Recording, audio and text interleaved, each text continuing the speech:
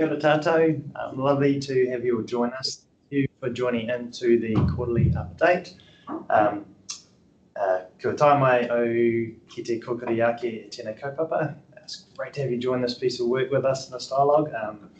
Noku nei te whi ko Carl Billington. My name is Carl Billington and I'll be serving as our MC today. A couple of housekeeping things and then I'll walk through the agenda with us.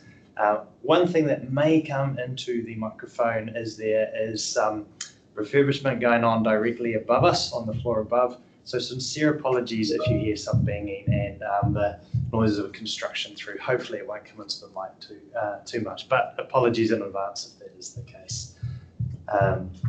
So we will open with a karakia together and then I will walk us through the agenda and we'll get underway. He karakia. Kia tau ngā manaakitanga a te mea ngaro. Ki runga ki tēnā o tātou. Kia mahia te hua mā ki hiki. Kia toi te kupu, toi te mana, toi te aroha, toi te rao Māori. Kia tūturu, ka whakamoa kia tina. Hui e, tai ki e. Kia ora tātou. Thank you all. So today we'll begin first with an update from our Chief Executive, Sarah, who's beside me here. And following Sarah, we'll get an update from the Task Force Work Program with Rob Bruno, who's leading that piece for us. And then Daniel Griffiths will come on and talk us through some of the work that's underway and the things on the horizon in the retail pricing space. And then the last parts of our agenda will come to our consumer care obligations, which are input from a number of you probably online with Cara and Ginny. And we'll wrap up with a bit of a progress update on the Power Innovation Pathway. So wide-ranging agenda. As we go through today, if you have questions or things that you'd like to see covered, feel free to use the Q&A function and the Teams link. Equally, feel free to put a hand up or attempt to come to those as we go. In each case, we'll take questions at the end. So we'll let the presenters cover their topic and then we'll come through and have a bit of a Q&A time at the end. So thank you so much. So really, without any further ado, Sarah, it's a delight to have you with us and we're just welcome passing the floor to you for an update from your perspective. Yeah, Kia ora, Sarah. Thanks, Carl. And thanks everyone for dialing in. I know it's an incredibly busy time of year and we really appreciate you all making some space in your diary to connect in with us and hear our update and engage with us, and hopefully we'll get some feedback from you and some Q&A as well. It has been a busy quarter. I think we've also tried to put this in before, so it feels like it's slightly less than a quarter since we last caught up, but nonetheless lots to talk about. I think the words on the slide are pretty accurate. There's been a lot of activity this quarter, a lot of change in the sector and within the authority. For me, it feels like some of the things that I've been talking about for a while in terms of the shift that we're trying to make as a regulator are starting to become a bit more visible, which is really exciting and important. But we're not the only ones who've been busy by any stretch, and just wanted to acknowledge there's a lot going on in the industry. We've seen a huge number of announcements and developments in the industry. Lots of great things happening. Also want to acknowledge, the news about Solar Zero and the departure of Blue Float announcing that it didn't intend to continue in New Zealand as well. So there's been a lot going on. We've had the GPS released, the Commerce Commission's DPP4 decisions, and just a huge amount happening. I think really rapid change and a lot of things going on at once. Not just, as I say, for us, but for the whole sector. So I wanted to acknowledge that. Internally, as an organisation, there has been a lot of change for us too. When I came into the role, I made some initial changes, but as things have moved on, and we know what we need to do to evolve the market, but we also needed to evolve the organisation a little bit as well. So we've been making some changes. In particular, I wanted to let you know that we've made some changes at a leadership team level, and so we've got some new GM portfolios, some of which are being filled internally and some of which will be advertised. So what I've done to shift things around is create some GM portfolios that are quite focused on particular accountabilities. So we'll have a GM of retail and consumer, a GM of wholesale and supply, a GM of network and systems change, and then we've also made some other changes to another GM portfolio so that we have a GM of communications, engagement and data. So we'll be talking a little bit more about that externally, but I wanted to let you know. And the focus for me really is having really clear accountabilities at that Tier 2 senior leadership team level so that we can have a really strong focus on delivering outcomes and particularly aligning to the priorities that we've talked about quite a bit. So that's been an important focus for us this quarter as well. But not just how we line ourselves up, but also how we work and really a focus on working differently. We've been talking for a while about delivering regulatory change at pace, and you will have seen that, I think. That means that we have to do things in a way that perhaps allows for adjustments over time as well. And so we have been operating differently, engaging differently, and I really want to emphasise that for me that involves a lot of collaboration, which is where the industry and consumers have all come in to play as well. And I really want to acknowledge the huge amount of engagement and support and collaboration that we've had from all of you through technical working groups, the advisory group, and all sorts of other ways of engaging. Acknowledge that that's quite a lot of work for all of you too, but we're in this together and there's a lot going on. So really want to thank you for your support and engagement and all of that. Sarah. Appreciate it. A really valuable insight into how the authorities are positioning itself and arranging things to respond to all that's on the radar, the emerging challenges and opportunities. Keen to hear how these factors, from your perspective, might impact on the way we regulate. Yeah, sure.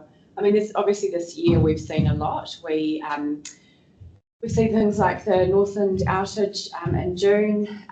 We've obviously had the experience over winter in terms of the very high wholesale prices. We've responded to some of those things in terms of the way we've set up investigations, done things differently. We've worked with the Commerce Commission to establish the Energy Competition Task Force, which is a way of us working differently. Rob's going to give you an update on that, and I think that will be a really useful update for people. I'm also really excited about one of the initiatives we recently launched, which was the Power Innovation Pathway. Jono's going to give you an update on that too, but that's again us trying to operate slightly differently as a regulator to try and get things done and outcomes delivered faster. A big focus has been the consumer care guidelines, shifting those to the consumer care obligations, and we're going to get an update on that today as well. And you are going to see us being, more proactive. I think, there's so much going on. There's a need to be, reacting differently and as much as possible being closer to what's going on. So you'll see us particularly in terms of what affects consumers being, really, really focused. So Daniel's going to give you an update on, some of the things particularly around pricing and the price increases that we're expecting and what we're doing in that space. And the other thing that's really important to me is I've heard from a lot of industry about the need for the regulator to be more present, more visible. You will have seen that this winter. I certainly engaged a lot more in the media and we have more generally, but also we take our role really seriously in terms of educating, monitoring and informing, and that extends to consumers. So you will see us being a lot more engaged with consumers and helping them understand the market and how they can be involved in it. So a lot of exciting things happening, and I think that speaks to how we want to operate differently to get things done.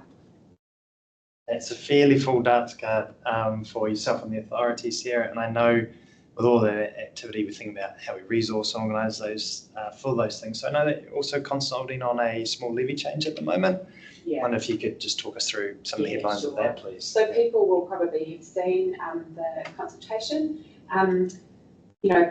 People know how we're funded, they understand how the levy process works. The levy represents about 0.4% of a household bill, and we're consulting as we do every year on that and on some options. The consultation closes this Friday, so I really encourage people I know there's a lot going on, there's a lot of consultation going on, but really encourage people to engage with that too. We're seeking feedback on 3 options.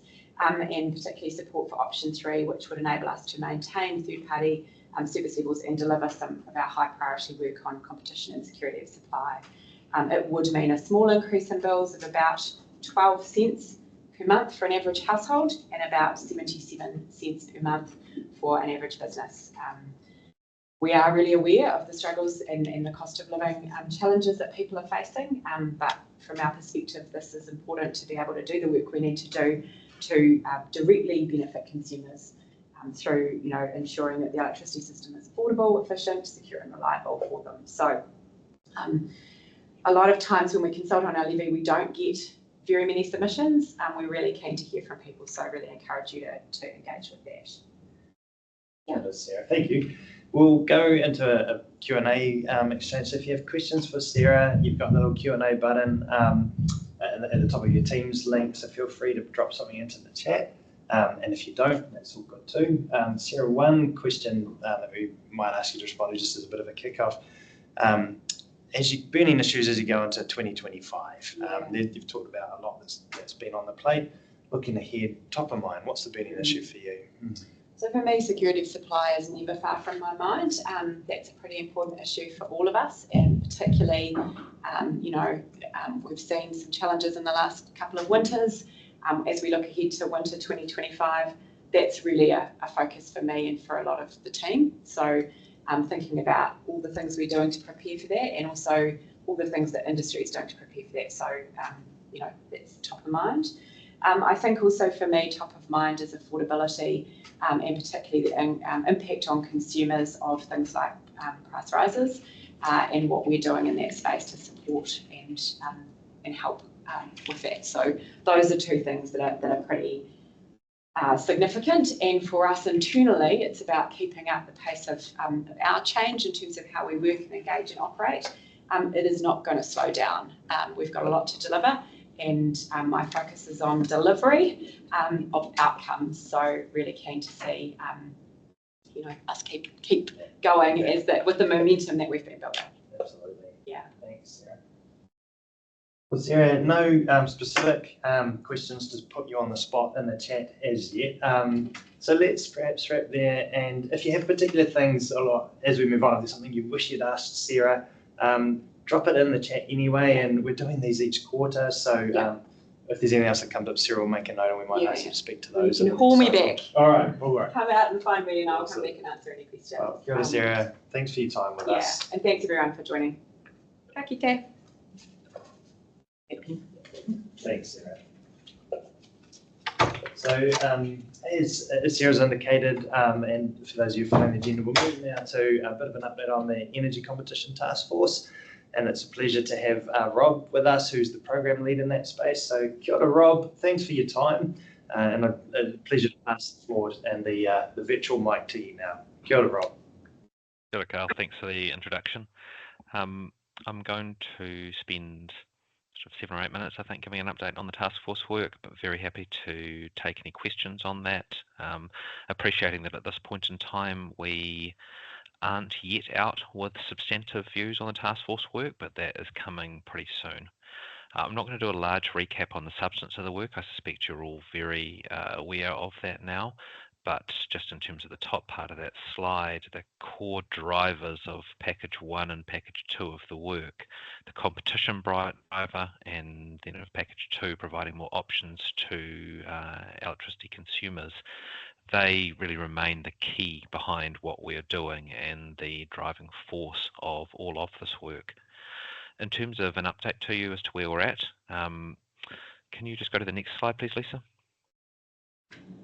So we've published this timetable previously, and we are on track to meet our commitments in that timetable at this point in time.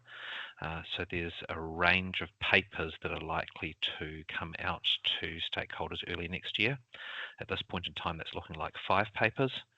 That's the working paper on the PPAs initiative, the outline and options papers on virtual disaggregation and the level playing field measures, and then 2 papers that will cover the 3 topics, 2A, 2B, and 2C in package 2. Essentially, those 2 time-varying pricing matters, they kind of combine quite easily into one paper, and we think it's useful to bring them together. That's all still going through the various internal approvals that you'd expect it to. It's being discussed by the board next week, but at this point in time, we are confident that things are moving ahead as indicated. We are aware, of course, that putting a number of papers out on the same time frame creates some significant pressure for all our stakeholders, as it's created for us in terms of bringing them together. We're open to your feedback on what's most useful in terms of engagement. We're very happy to engage in a fit-for-purpose way, just as the papers will be fit for purpose. Some will be more focused in that they are consulting on a specific code change. Some will be broader in that they are trying to seek sector views to make sure that we target our work in the right areas and that we've appropriately understood things. So very open to your feedback about how best to interact, and certainly open to doing things like workshops as opposed to just the usual process of written submissions after a certain period of time. I also want to really acknowledge that while we haven't yet come out with substantive views, we have been engaging with the sector, and I want to acknowledge the effort and the really useful feedback that people have given us to date. That's kind of engagement across the board, from bilateral meetings, such as those we've had with people on the PPA's initiative, to multilateral meetings. For example, we had a really helpful meeting with MUG a few weeks ago in relation to the short-term flexibility revenue for industrials initiative 2D. We've also been working through EAG. That's obviously a slightly different advisory group structure than we've had in the past, where there's a broad pool of people in that group, and then subgroups tend to get together to talk about particular proposals the authority's putting forward. I think there's always tuning that can be done when there's a new group, but overall we're really grateful for the effort and time and the quality of feedback that's come through EAG. It's been really useful for us to test some initial thinking with, and we kind of look forward to developing that into an even slicker and more useful process. And of course, we also had the call for input into the level playing field measures. Appreciated people's written submissions on that, which are now up on our internet site.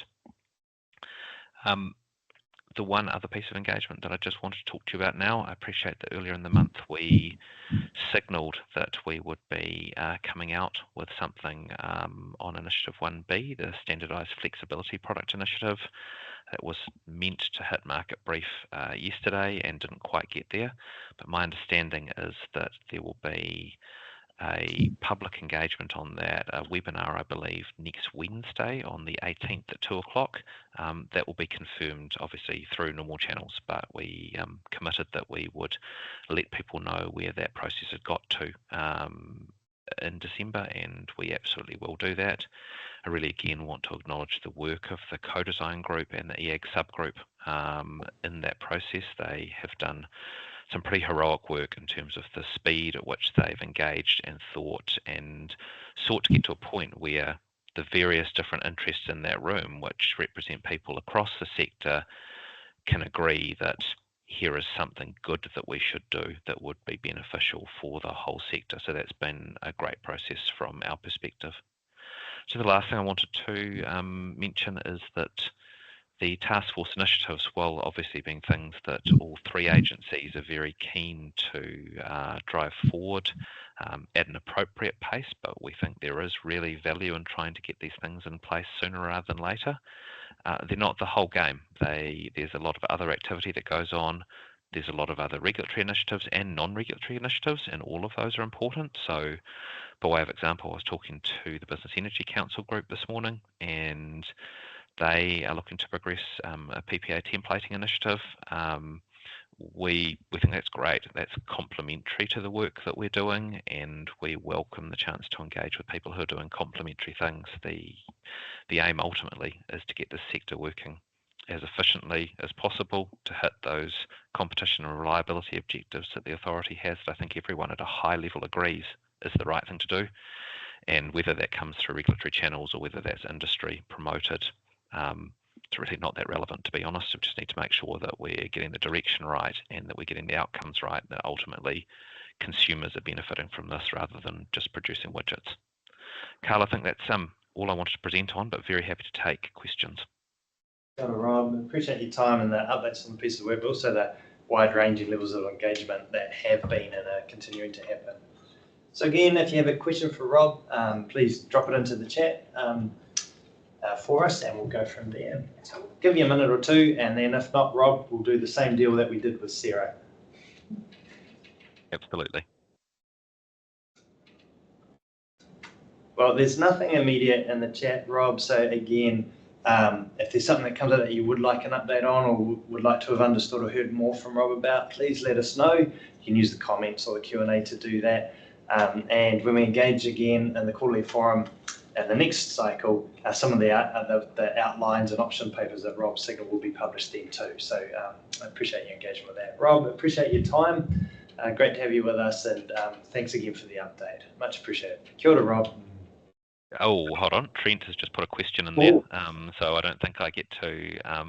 Not quite off the hook. Yeah. So Trent's question is, how are the PPA templates being shared? I think they're in development at the moment, Trent. It's more an initiative that's kicking off than one that, as I understand it, has got to templates at this point. That's probably in the first instance a question best directed to Tina at Beck in terms of just what that process looks like. But yeah, very happy to talk to you offline and make sure that we have that coordination going through the the various different work streams. Rob, thanks, Trent. Ka kite. Thank you, Rob. Thanks for your time.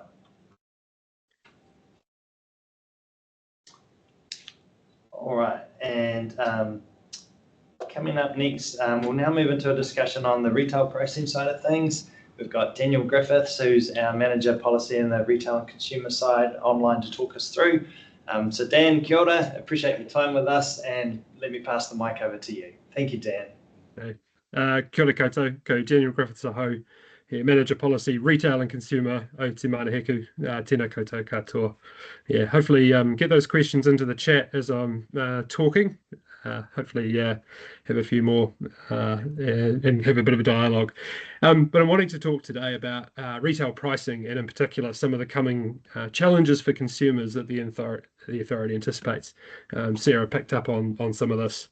So first up, I'm going to talk about what makes up a power bill and some of the known impacts here. And I also wanted to unpack some of the levers that the authority employs to ensure that consumers aren't paying more for their power than they should, and the prices are as low as they could be. So this diagram or this chart might be familiar to some of you, but just to unpack it, this is a breakdown of the costs that underpin an average power bill into its various components. And this is based on historical data, and I'll be talking about sort of what's coming up as part of this. So the largest component is generation, making up about a third of the overall bill. And this is paying for the wholesale cost of electricity from hydro, wind, geothermal, solar, and thermal fuels. The next largest component is distribution, the cost of getting power from the large transmission pylons that run up and down the country, through the poles and wires that run through your suburb to your door. And this makes up just over a quarter of the bill. Now, in terms of historically, I just wanted to go back a little bit. Over the last couple of decades, it's relevant to note that residential electricity prices, they've gone up about 50%. So it's about 2.7% per year. But this is very much in line with prices overall. Once you take out the effect of inflation, prices have risen only by 0.2% per annum, and even less so in the last decade. This does put us among the better performing OECD countries when it looks to how our prices stack up internationally. Now, some of you will be aware of two key things that have happened in 2024. Sarah's mentioned both of them. The first is the Commerce Commission's decision on how much revenue Transpower, which is responsible for that transmission charges, and some electricity distribution businesses can charge over the next 5 years. And I do also want to touch on what we've seen in the spot market in the middle of the year, and how that relates to sort of potential retail prices as well. So I want to spend a bit of time talking about each of those in turn. So firstly, some of you will know that the Commerce Commission regulates revenue limits and quality standards for transmission and a large number of EDBs, distribution businesses. So when we look at bill, together these make up about 37.5% of bills, of your average bill over the last 5 years or so. And recently, the Commission came out with its final decision on the DPP4, or the default price quality path for 25 to 30. And there's also a similar decision on transmission. Now, these adjustments are essential to fund investment in capacity and resilience through the electricity network. Deferring these investments would lead to likely higher costs and compromise the network's ability to meet consumer needs. So they are important. However, to fund these investments, from 1 April next year, the Commission estimates that average household electricity bills are expected to increase by about 10% a month, or on average $120 annually. And some regions will actually see price rises of up to $20 per month, depending on the distribution network area, so up to $23, including GST, per month. And it's important to recognise that these are based on averages. And we don't necessarily know yet how these charges will pass through to final consumers at this stage. It's also important to note that the authority doesn't control the level of prices. Our focus is on making sure that the impact of price increases for consumers comes from a sort of a competitive, efficient and effective electricity market. So we're really focused very strongly on that competition lens. But equally, we know that from MBIE data, some of those households in the regions where distribution prices are the highest already are those that are going to see much higher increases from distribution. So the authority is wanting to ensure that all households, and these in particular, are well prepared well in advance of these increases coming in. And we're taking steps for things that are within our control to get the sector prepared. So I'll talk more about what the authority is doing shortly, but I did just want to also dwell on the high wholesale prices that we saw in the middle of the year. So people will be familiar with the elevated spot prices that we saw in the middle of the year. And we know that historically, prices have been stable, certainly between 2011 and 2018, and more elevated and volatile in recent years. The cost of wholesale electricity has been under pressure with rising demand and higher costs of new generation, plus issues over fuel supply that we saw. And over July and into that first week of August, fuel scarcity in the system, particularly limited natural gas and low hydro, pushed wholesale electricity prices from roughly $300 a megawatt hour to over $800 a megawatt hour. And this did expose some unhedged electricity users, particularly some pulp and paper businesses, to some very high wholesale electricity prices. More recently, though, we have seen spot market prices return to much lower levels. During that time, changes in electricity demand, wind generation, gas availability, and hydro storage led to a decline in wholesale prices from mid-August, and the average national spot price got as low as about $1 when we started September.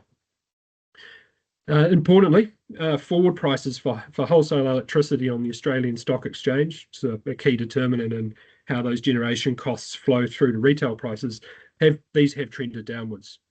Overall, the current forward prices are similar to what we saw at the start of the year. Now, households and small businesses generally protected from the swings and roundabouts of wholesale prices by paying a fixed price for electricity. But this does illustrate the importance of hedging to manage electricity costs, particularly where businesses those businesses that have where these costs have quite a material impact.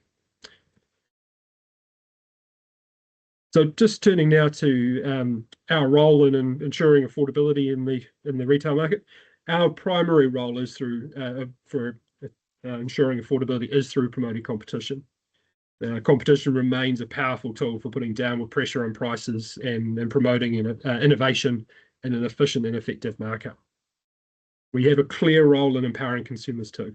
We're working to educate and enable consumers to take advantage of competition through some enhancing tools that we're doing for encouraging consumers to switch retailers and to make sure that they're on the best plan for their needs.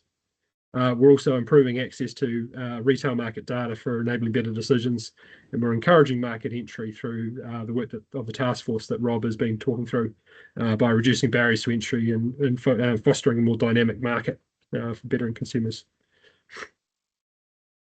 In terms of our role for monitoring the retail market, we have increased our monitoring of the retail end and introduced some additional reporting to provide transparency and accountability.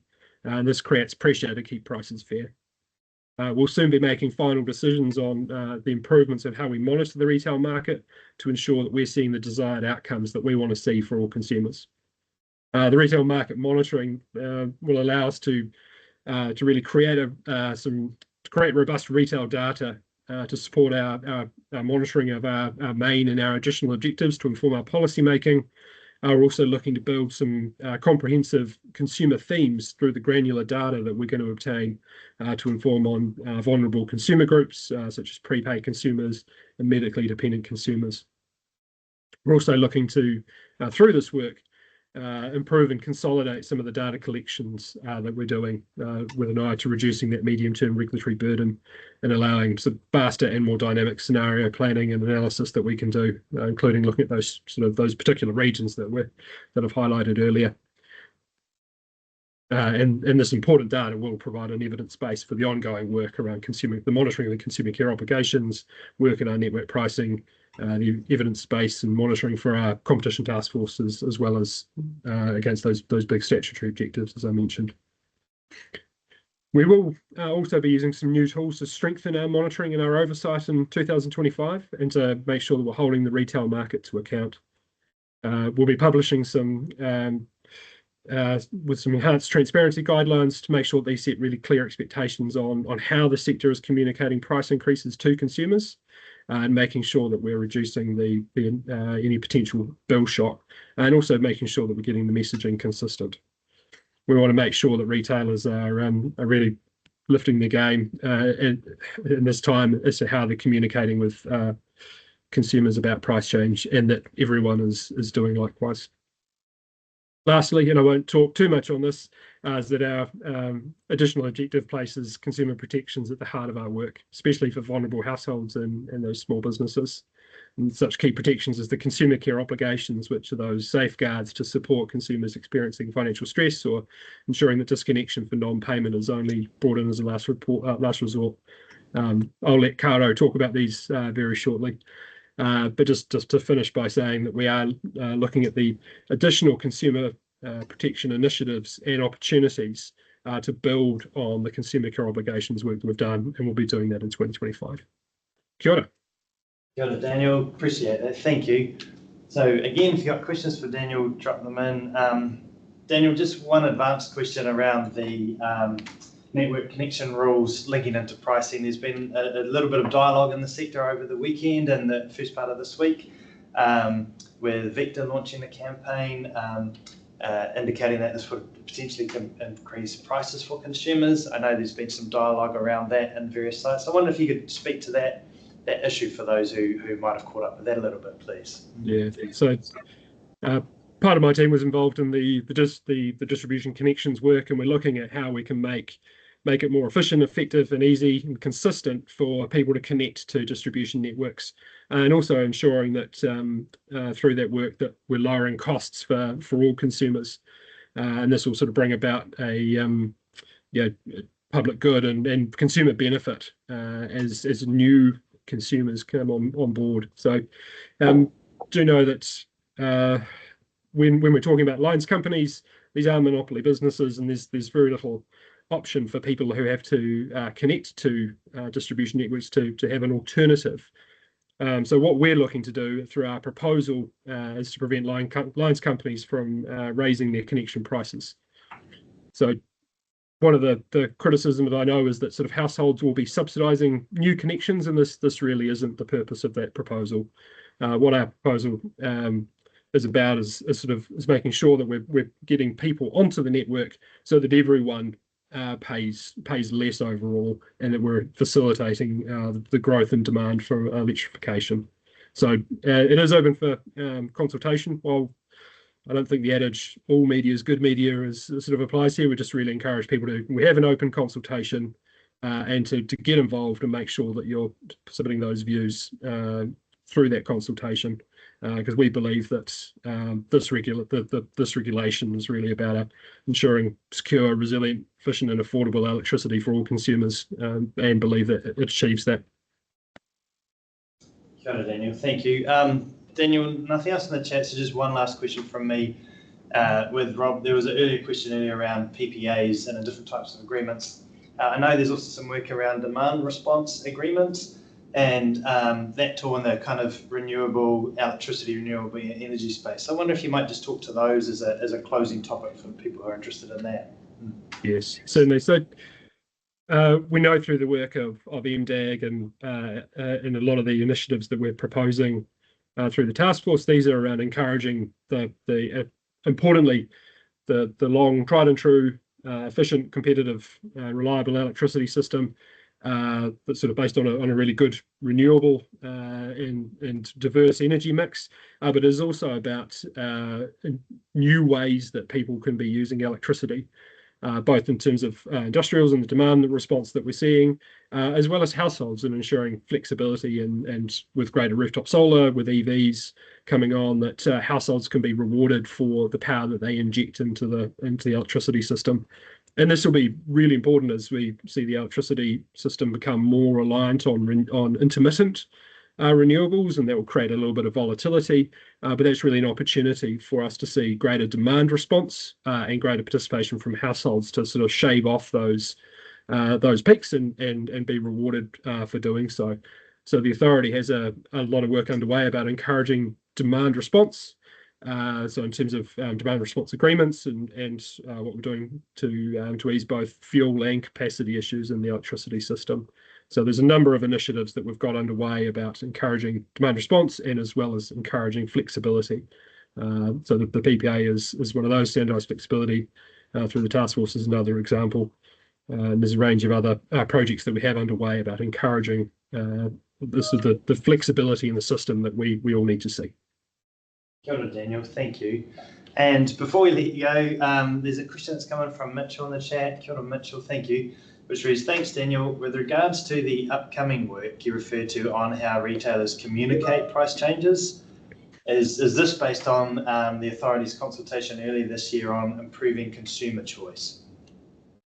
So there's improving consumer choice and consumer mobility is definitely part of it. So we're currently procuring a new service that will enable consumers to be comparing and switching. There's a range of supporting initiatives that we have that enables consumers to get access to the data, to be aware of what plan they're on. But it also is wider. I know that the authority has some guidelines around how distributors and retailers should be communicating price changes. I think it's timely for the authority and my team to be dusting off those guidelines, making sure they're fit for purpose, and just and reiterating those with the market. So we're going to be engaging with the sector early in the new year. I think we need to make sure that there is timely and consistent messaging and communications to households so they know what's coming, why it's coming, and what they can do themselves. And it might also be that we can have a conversation with retailers about how they're supporting their customers, because I know that they will be. So Daniel, really appreciate that. And again, thank you for your time with us, much appreciated. And I'm sure we'll look forward to keeping in touch with what's happening in this space. So kia ora, Daniel, thank you very much. Kia ora tātou. Just before we move to Ginny and Caro, Karen in the chat posed a question around whether the authority publishes the parties and the groups that it's engaged with.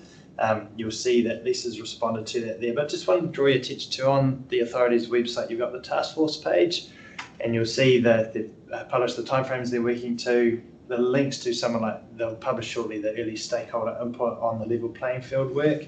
Similarly, on Daniel and Rob also referred to the Electricity Authority's advisory group, and there's a section for the advisory group on the EA website as well.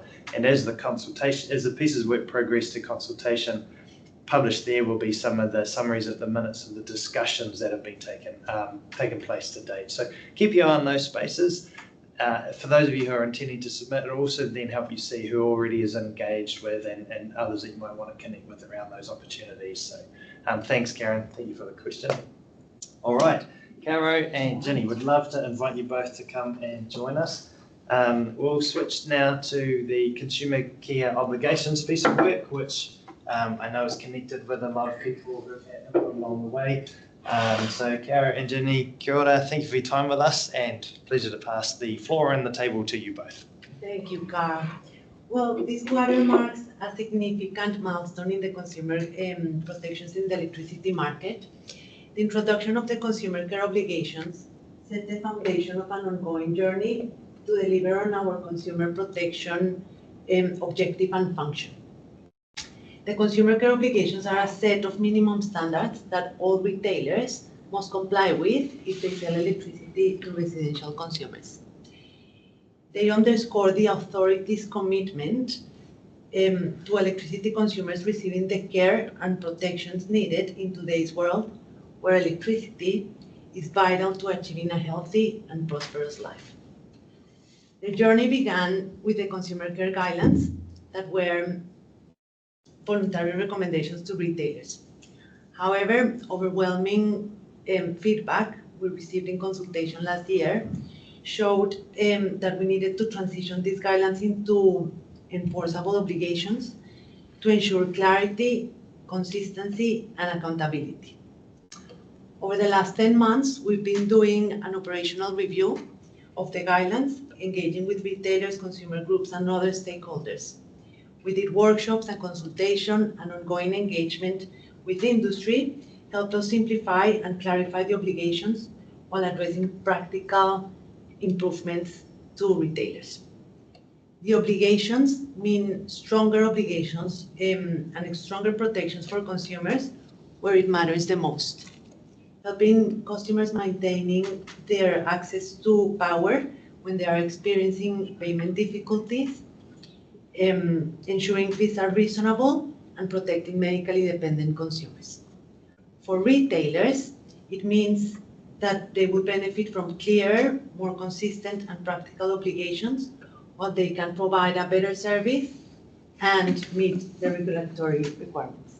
Good night, Caro. And it is such a great piece of work. It sounds like, and as you're about to bring things to be available for people, it sounds like there's a couple of key dates or timeframes that people should be aware of. Talk us through those. That's right. So there's a staggered approach. There's two protections that will come into effect on the 1st of January 2025. The first one, prohibiting retailers from disconnecting postpaid customers where they know that there's a medically dependent consumer living at the premise. And if such a disconnection occurs, the retailer must notify the authority immediately using a prescribed form. And the second one is requiring retailers for any charges for any fees that they charge to be reasonable and cost reflective. All the remaining obligations are effective on the 1st of April, giving 3 months for the industry to train their staff and update their systems. Awesome, Caro. Thank you. We'll pass now, I think, to you, Jenny, who's going to talk us through what this means in an operation like from a compliance perspective. So, Jenny, over to you. Thank you. Thanks, Carl. So now I'm going to outline the compliance and our role with the consumer care obligations. So what we've done is we've set up a team that sits adjacent to our regular compliance team, but this new team will focus primarily on the consumer care obligations. So what we're wanting to do is hear obviously from consumers who think that they've experienced a breach of a consumer care obligation. And so our portal has been modified to accept notifications relating to any consumer care obligation breaches. We've got a landing page on our website being developed, and that also includes an 0800 number and a dedicated email address for consumers. We will expect to hear from consumers most likely through a phone call or an online notification on our website. So our website will have a self-assessment form, and that will check if that concern actually falls under the consumer care obligations. So they will initially fill in the self-assessment form to make sure that is regarded as a consumer care obligation, and then they'll go on to complete a notification form that they can complete in full detail. What we'll do then is we'll call the consumer and we'll have a discussion with them, obviously gather more information and decide what our next steps will be. We'll be taking an education approach for the first 6 months, and then we will consider the alleged breaches on a case-by-case basis. But obviously it's important to note that at any stage we will be looking at any obvious serious breaches. a little bit more closely. So an example of that would be a medically dependent consumer who has been disconnected. Go on to the next slide. Thanks, Jenny. And here, one of the questions that comes up for us is you've started to step out the really clear process. So the links or the Venn diagrams between what the authority will do in the space and the work of UDL. Yeah, so obviously this slide here outlines the role of the authority in utility disputes.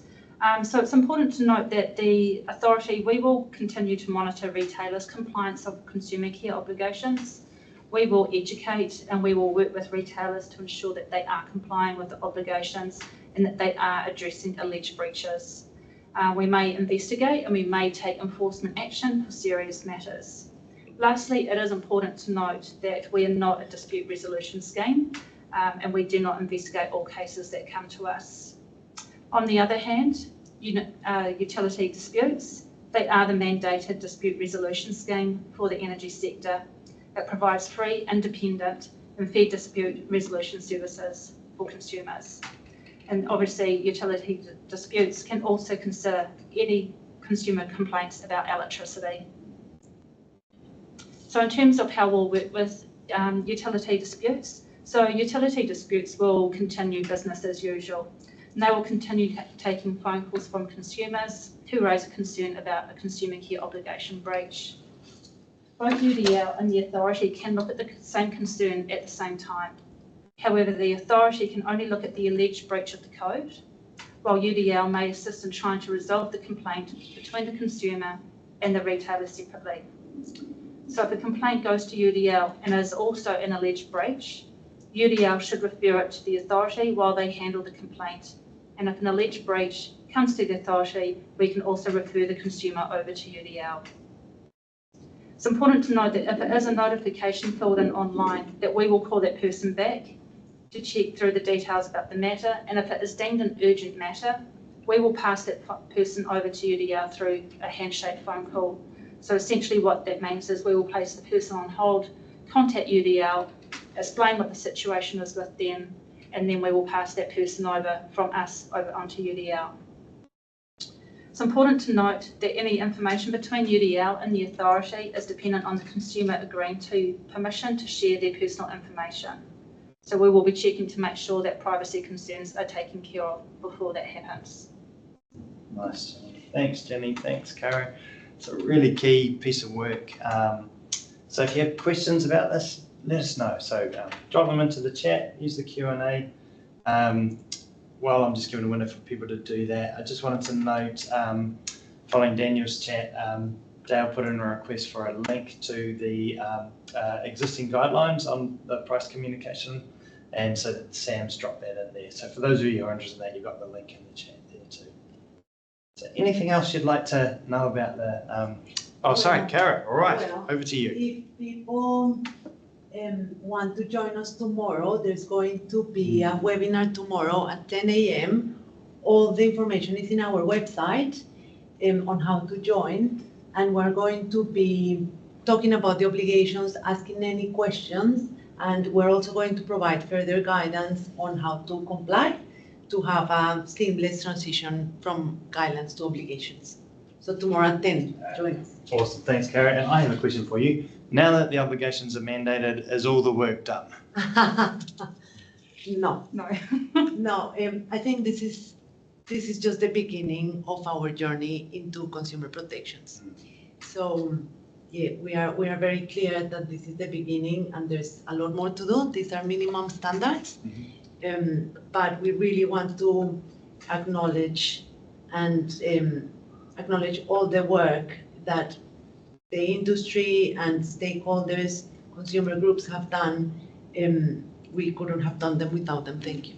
Yeah, awesome. Thanks, Kara. And do I understand correctly that there'll be some more guidance released for retailers in 2025 as well? That's right. We're putting together a living document in which we're going to provide further guidance on things that retailers might want to know more about. Okay. Thank you. Well, there's nothing immediately popping up in the Q&A chat. So Kara and Jenny, thanks for your time with us. thanks to all who've contributed to this work and yourselves. Really neat milestone. So kia ora. Thank you both. Otherwise, see you tomorrow at 10. Tomorrow at 10. Thanks, Karen. Cool. So now we come to the innovation pathway, and in perfect timing, we've got Jono who's just joined us to table along with Mark. So come on board, gentlemen.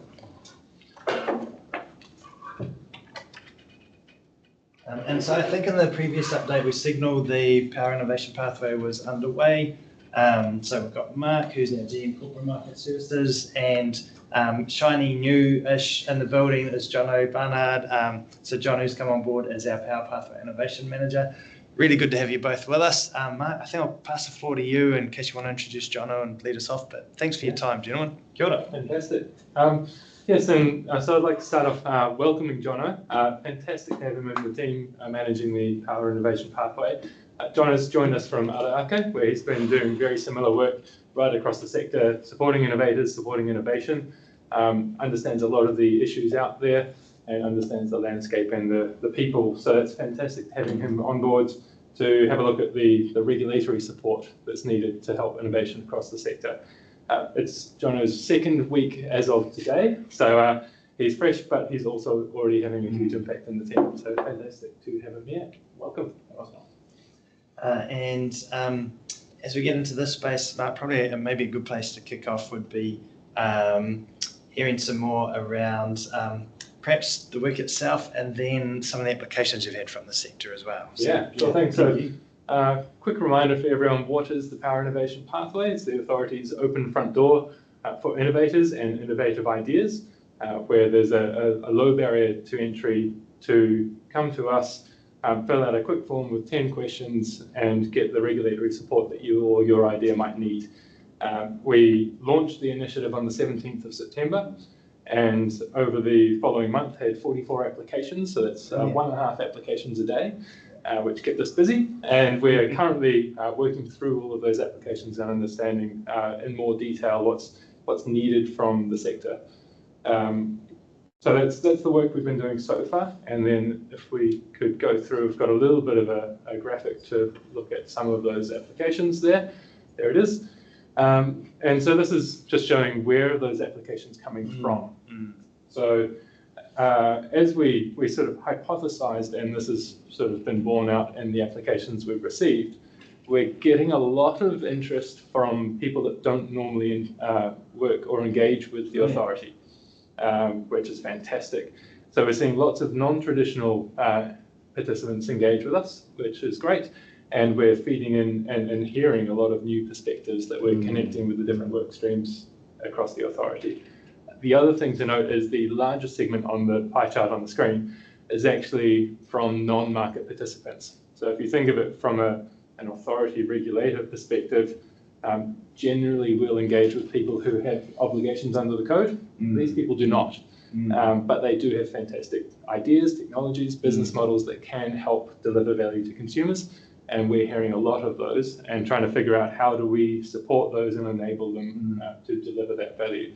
So that's great. Also, as you can see, there's a big diversity in terms of where the applications are coming from. So that's been really positive. It hasn't just been applications into the pathway though. So we had an event on the 27th of November, a breakfast event where we invited all of the people who have applied, but we also invited a number of the energy sector panelists from a nationwide startup conference that was happening at the time. Brought them all together and just had a really good sort of sharing of perspectives and ideas and experiences. And the goal was really to start weaving together that community of innovators and bringing in the regulatory perspective and connecting people there. So that was really, really positive as well. So that's sort of all I wanted to talk through in terms of what we've received through the pathway, where it's been coming from, and then I'll probably let Jono talk a bit more around what people are asking for and what we're thinking about or able to do to support. Mark, thank you. Yeah, Jono, keen to hear themes you're seeing coming through, other things, so please. Absolutely. So kia ora everyone, and thanks for that introduction, Mark, as well. Really, really excited to be here and looking forward to innovating inside the regulator after a few years of innovating outside. So as Mark said, we've seen a diverse set of applications come through where innovators have shared their ideas with the authority to enhance Aotearoa New Zealand's electricity sector through innovative technologies, regulatory advancements and market-driven initiatives. So the things which we've seen come through, there are basically 4. So we've had 11 learn by doing trial applications where applicants have basically proposed a trial to demonstrate consumer benefits, how you can deliver them in novel ways, and have effectively asked the authority to support through helping to scope those trials to inform regulatory activities, and then also connect the findings of those trials with the relevant team within the authority. The second one is a cohort of innovators. So we've had 15 innovators who've applied, and most of them have a very specific solution to a very, very specific problem. Most of them don't actually have many regulatory constraints, but from our perspective, their perspective will actually help us in developing a work program going forward. And that includes specific projects such as the Energy Competition Task Force.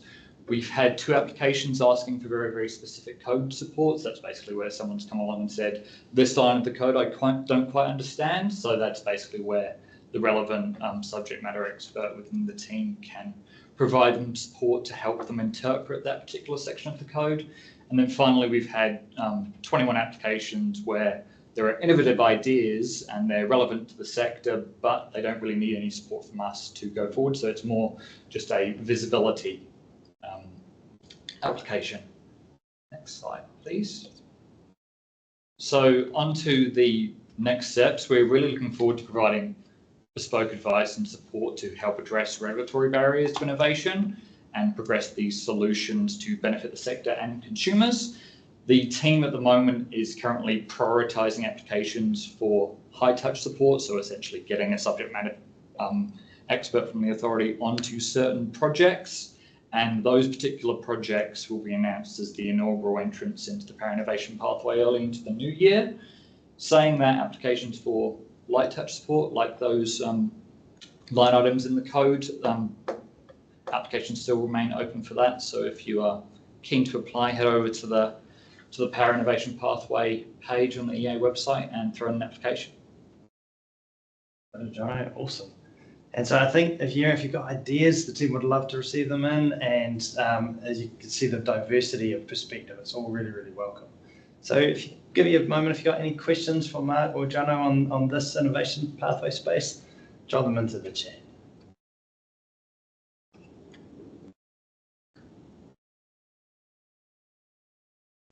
Right, well, Jono and Mark, there's nothing immediately coming up to put you in the hot seat at the moment, but we really appreciate the update.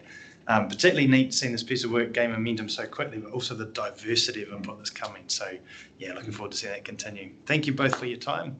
Right. Kia ora, kia ora. Thank you. Thanks, everyone. Good, everyone.